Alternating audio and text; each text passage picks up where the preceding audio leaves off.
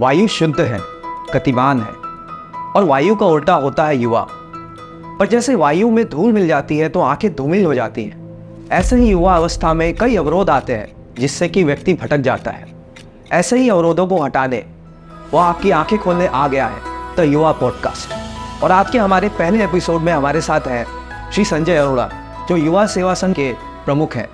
और आज इनसे हम एक ऐसे व्यक्ति के बारे में बात करेंगे जो काफ़ी सुर्खियों में है और रोज़ उसकी 1 या 2 दिन में कोई ना कोई वीडियो ऐसी आती ही है जिसमें कुछ ऐसी बातें की जाती है जिससे काफ़ी विवाद खड़ा होता है। तो आइए उस व्यक्ति के बारे में जानते हैं और इनका पक्ष सुनते हैं कि आखिर ये सब क्या चल रहा है। संजय जी, आपका स्वागत है।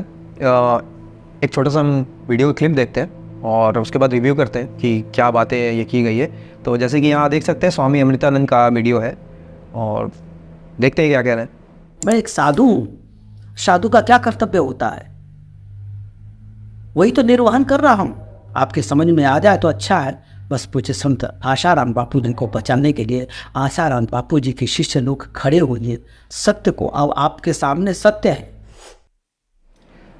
तो ये बात तो सही बोल रहे हैं कि भाई आशाराम जी बापू के शिष्यों को आगे आना चाहिए उनको करने के लिए, और ये समर्थन भी कर रहे हैं कि बापू जी को बाहर आना चाहिए। तो इसमें गलत क्या है और सी कंट्रोवर्सी किस बात पे है? देखो, ऐसा है राहुल जी, जब से पूज्य बापू जी जेल गए हैं तब से इन 11 वर्षों में जब भी कोई भी सज्जन पुरुषों ने, साधु संतों ने पूज्य बापू जी के समर्थन में जो भी बात कही है, तो हम सभी साधकों ने, आश्रम से सभी साधकों ने इसका खूब समर्थन और उनका स्वागत किया है। और जब इन्होंने शुरुआत में पूज्य बापू जी को बाहर लाने की बात कही तो हमें भी लगा कि ये भी एक साधु जी हैं और एक सकारात्मक कदम कुछ उठाने के लिए आगे आ रहे हैं। अब इसी वीडियो में आप आगे देखिए, आगे सुनिए। सब तरह से उजागर हो गई है। ये लोग कितना ठगने की चेष्टा करें, अब ठग नहीं सकते।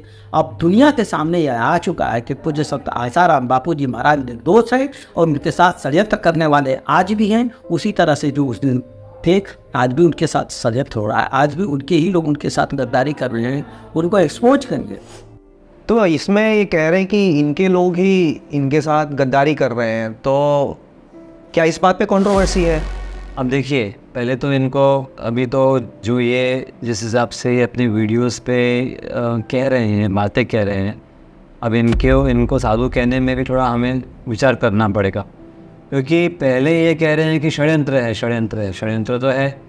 ये कह रहे हैं बापूजी निर्दोष हैं, बापूजी का हर साधक ये कह रहे हैं, समाज कह रहा है कि बापूजी निर्दोष हैं, उनको फंसाया गया है। लेकिन जब ये कहते हैं कि आश्रमवासी सब गद्दार है, आश्रमवासी नीच है, आश्रमवासी बापूजी को बाहर नहीं लाना चाहते हैं, आश्रमवासी बापूजी का संपत्ति हड़प करना चाहते हैं, तो कहीं ना कहीं ये अंदर ये गृह युद्ध करने के लिए साधकों को अपने ही साधकों के साथ में लड़वाने की बातें ये व्यक्ति कर। और विरोध की बात आप करते हैं तो विरोध ही हमारी ओर से कभी नहीं हुआ था। मैं आपको थोड़ा सा इसमें रिकॉल करता हूँ। इन्होंने भी जब शुरुआत में जब अपने चैनल पे जो भी फ़िलहाल अभी इनका कुछ कई लोगों ने इनकी ऑब्जेक्शनेबल बातें सुनकर रिपोर्टिंग की होगी, तो इनका चैनल वो बंद हो चुका है। उस चैनल में ये स्पष्ट कहते थे कि ये मेरा UPI कोड है, बापू जी के समर्थकों को मैं आह्वान देता हूँ कि आप लोग आगे आइए, जुड़िए मुझसे, और ये मेरा UPI कोड है, ये UPI कोड है, मतलब घड़ी घड़ी पैसे डालने की बात करते थे और पैसे इनके अकाउंट में आने भी लगे विद प्रूफ।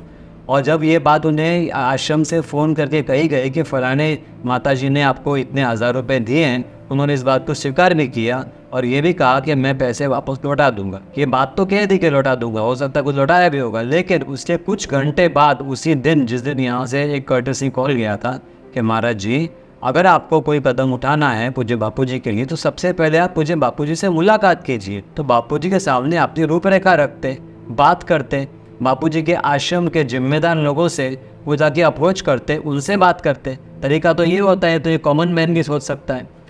अब ये भाई साहब वहाँ तो गए नहीं, बापूजी से अभी मिले नहीं, आश्रम कभी आए नहीं।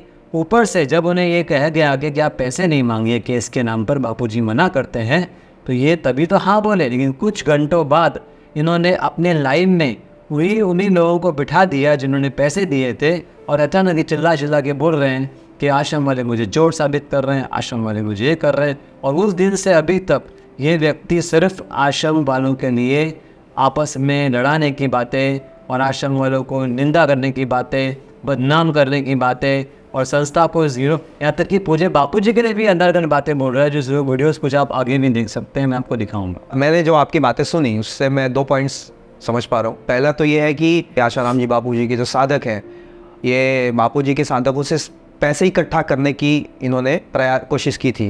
पहला पॉइंट ये है। दूसरा, इन्होंने फिर आश्रम में जो रहते हैं, बापू जी के इर्द गिर्द जो रहते हैं और जो केस को संभाल रहे हैं, उन पे इन्होंने आरोप लगाया कि षड्यंत्रकारी वे लोग हैं। लीगल टीम ईमानदारी से चाहे तो 15 दिन के अंदर बापूजी पूर्ण रूप से निष्कलंकित सूर्य की तरह चमकते हुए बाहर आ जाएंगे। यही तो मेरा मिशन है।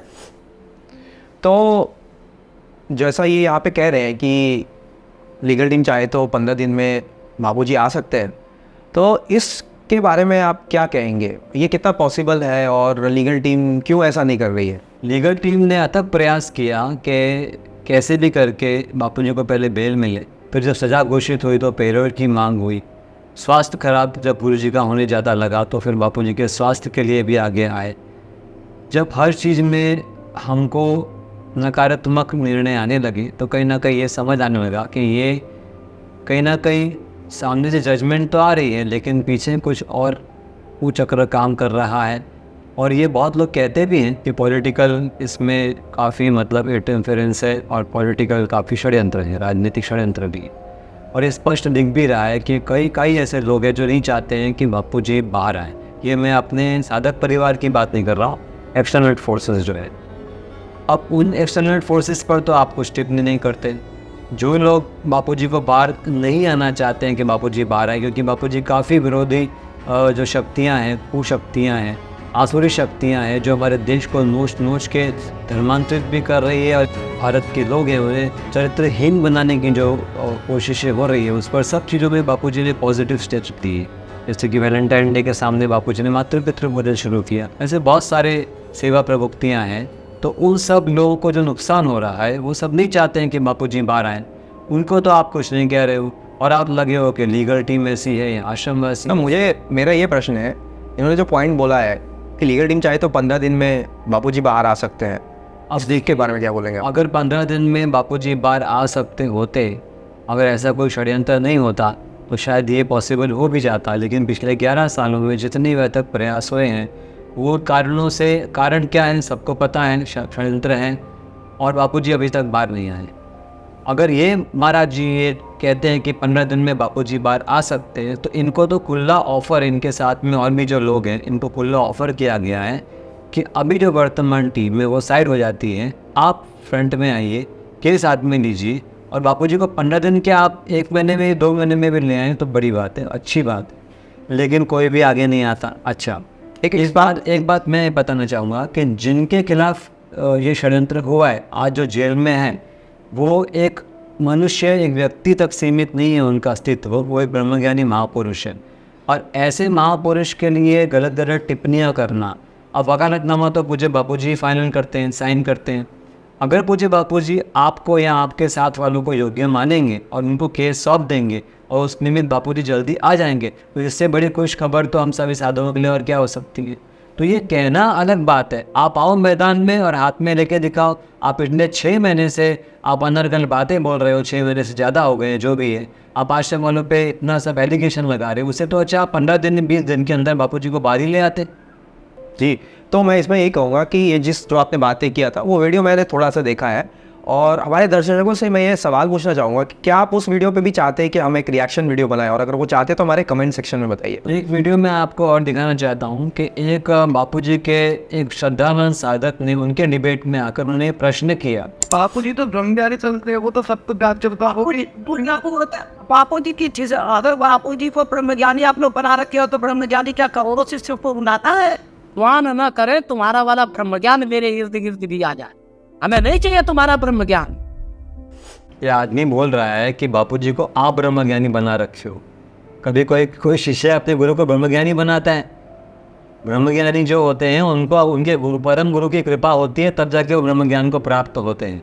इस आदमी को इतनी तमीज़ नहीं है कि एक ब्रह्मज्ञानी महापुरुष के लिए क्या बात करनी चाहिए। मैं तो हैरान इस बात पे हूँ कि जो साधक इनके वीडियोस देखते हैं, क्या उन साधकों को ये सोचना चाहिए कि हम किस व्यक्ति का वीडियो देख रहे हैं। जो हमारे बापूजी पर ऐसे अनर्गल बातें बोल रहा है, जो हमारे बापूजी के ब्रह्म ज्ञान पर प्रश्न उठाता है, ऐसे आदमी का वीडियो देखकर कहीं हम अपने पुण्य नाश तो नहीं कर रहे।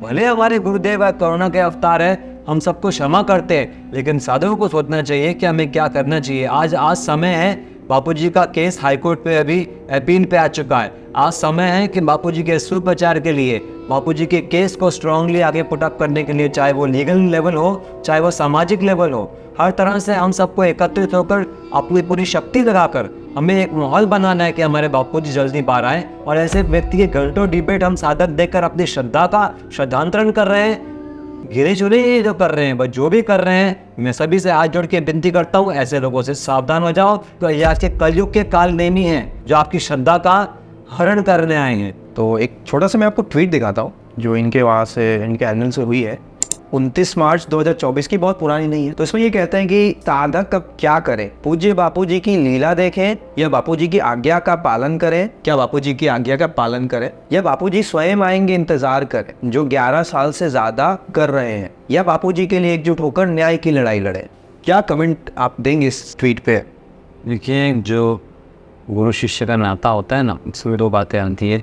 एक होती है गुरु आज्ञा में रहना, और दूसरा गुरु के प्रति श्रद्धा अटूट रखना। ये दोनों बातों पर जो शिष्य अडिग रहते हैं वही शिष्य गुरु के साथ टिके रहते, और इन दोनों पॉइंट को तोड़ने के लिए ये दिन रात ये आदमी बोलता है। अच्छा, मैं एक और आपसे बात पूछना चाहता हूँ कि जैसे कई वीडियो में इन्होंने बोला है कि बापूजी से जो आज्ञा दिलवाई जाती है वो डर के मारे दिलवाई जाती है, प्रेशर में दिया गया है, उससे गुरुजी से आज्ञा दिलवाई जाती है। इस बारे में बुलवाया जाता है बाप। हाँ, वही बुलवाया जाता है। तो इस बारे में आप क्या बोलेंगे? अब ये प्रश्न मैं मेरे गुरु भाई बहनों से पूछना चाहूँगा। इतने वर्ष हो गए हम सभी को मधुर दीक्षा लिए हुए, हम श्री आशाराम जी का पाठ करते, हम गुरुदेव की जो छवि है हमारे घरों में, आश्रमों में, जो स्वरूप है उनका, उन्हें हम सिर्फ एक फ़ोटो या फ्रेम नहीं मानते, उन्हें में साक्षात हमारे गुरु रूपी ईश्वर मानते हैं। क्या ऐसे ब्रह्मज्ञानी महापुरुष हमारे समर्थ गुरु है? क्या ऐसे गुरु से कोई भी व्यक्ति, कोई मनुष्य, कोई भी व्यक्ति हो, क्या वो बापूजी से कुछ बुलवा सकता है?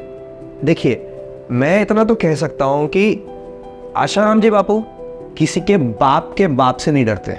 देखिए, मैं आपको ये इसलिए बोलता हूँ कि मैं एक दो इंसिडेंट्स बताता हूँ, और मैंने उनके सत्संग में सुना, वेरीफाई भी किया, वो सत्संग की रिकॉर्डिंग भी मैंने सुनी है कि पाकिस्तान में जाके बापूजी ने सत्संग किया था। याद है कौन सी जगह किया था, मैं भूल रहा हूँ ना। वहाँ पे उनको कहा गया था कि शायद आप एक आधे घंटे में सत्संग, कुछ कम समय में आप सत्संग पूरा कर दीजिए, परंतु बापूजी ने नमाज हो रहा है और वो सत्संग कर रहे हैं, 2 या 2.5 घंटे सत्संग किया था। बापूजी आज तक मिशनरी से नहीं डरे। मुस्लिम कंट्री में जाके बापूजी सत्संग करके आते हैं, ठीक है, और साथ ही साथ मिशनरियों का खुले आम विरोध कर। बापूजी ने एक एक चीज़ का खुले आम विरोध किया है, चाहे वो सरकार हो, चाहे वो कोई भी कंपनी हो, चाहे वो मिशनरीज हो। तो कुल मिला के ऐसी ताकतों का जिनमें विरोध करने की शक्ति है, क्या आपको लगता है कि कोई ऐसा कोई भी व्यक्ति, कोई आश्रम का व्यक्ति या कहीं का भी व्यक्ति उनको डर में रख करके उनसे कुछ बुलवा लेगा? मेरे को तो ये बात बिल्कुल हास्यास्पद लगती है। और मुझे पता नहीं लोग कैसे ये बात सोच लेते हैं कि ऐसे व्यक्ति जो इतने दबंग है, बोलो वो दबंग बापू, ऐसे संत भी किसी के डर में आकर के आपको बोलेंगे। और डर में इंसान कब तक रहेगा? आप सोचिए, 10 साल से डर में जी रहे, जिनको उम्र कैद हो चुकी है, उनका कोई और क्या बिगाड़ेगा? आप बताइए। 2 केस में अंदर कर दिया गया है, इससे ज़्यादा किसी को क्या उनका कोई बिगाड़ सकता है? अच्छा, चलिए अब हम इस पॉडकास्ट के अंत की ओर जा रहे हैं। मैं आपसे एक लास्ट क्वेश्चन पूछूंगा, उसके बाद मैं कुछ अपनी एक छोटी सी टिप्पणी दूंगा। मुझे एक शब्द में आंसर चाहिए। बापूजी कितने वर्षों में बाहर आने वाले? बापूजी वर्षों में बाहर नहीं आएंगे, बापूजी बहुत उससे पहले ही आएंगे। ये बापूजी ने संकेत स्वयं भी दे दिए हैं, और हमें बापूजी के वचनों पर पूरा विश्वास रखना है। तो आज के पॉडकास्ट में बस इतना ही। और मैं यही बोलता हूँ कि हमारे जो भी युवा भाई हैं, आप सब एजुकेटेड है, क्योंकि भारत आज साक्षरता की ओर बढ़ रहा है। तो इतना ही बोलूँगा कि कोई भी चीज़ को विश्वास करने से पहले उसे आप अपने विवेक की कसौटी पे रखिए, और विवेक की कसौटी में जहाँ श्रद्धा की बात आती है, वहाँ पे आपको धर्म शास्त्रों पर विश्वास करना चाहिए, ब्रह्मज्ञानी संत पर विश्वास करना चाहिए, और अपनी निष्ठा को एक रखनी चाहिए। तो बस मैं इन्हीं शब्दों के साथ आज के पॉडकास्ट को समाप्त करूँगा। अगर आपको एपिसोड अच्छा लगा हो तो इस वीडियो को लाइक कर दीजिए, हमारे चैनल को सब्सक्राइब कीजिए, और हमारे कमेंट सेक्शन में बताइए कि आपको एपिसोड कैसा लगा। कुछ आपके फीडबैक हैं, आगे वाले एपिसोड्स में आप क्या चाहते हैं, हम आपके कमेंट्स को ज़रूर पढ़ेंगे और आने वाले एपिसोड्स में उसको हम लेंगे भी। तो तब तक के लिए बहुत धन्यवाद आपका, इतनी देर हमें समय देने के लिए, और तब तक के लिए जय श्री राम।